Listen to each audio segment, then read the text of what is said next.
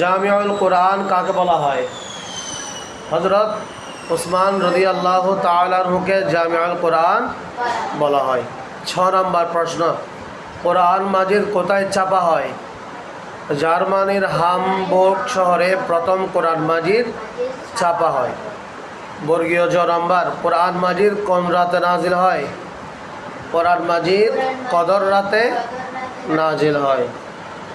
ঝ নম্বর, মহানবী সাল্লাল্লাহু আলাইহি ওয়াসাল্লাম কোন পর্বতের গুহায় ধ্যান মগ্ন থাকতেন? জাবালে নূরের গুহায়। জাবালে নূরের হেরা গুহায়। ই নম্বর, কোরআন মাজিদ কার উপর নাজিল হয়? মুহাম্মদ সাল্লাল্লাহু আলাইহি ওয়াসাল্লামের উপর নাজিল হয়। এটুক থাকবে না যাব?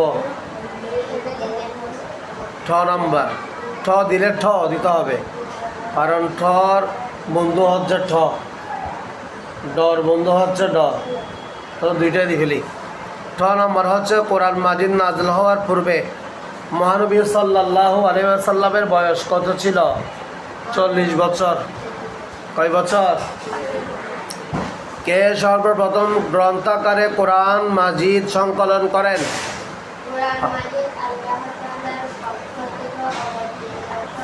আপনাকে কি বলছিলাম? ঠ নাম্বার বলছি না, ঠ নাম্বার ঠ। কে সর্বপ্রথম গ্রন্থাকারে কোরআন মাজিদ সংকলন করেন? হযরত আবু বকর সিদ্দিক রাদিয়াল্লাহু তাআলা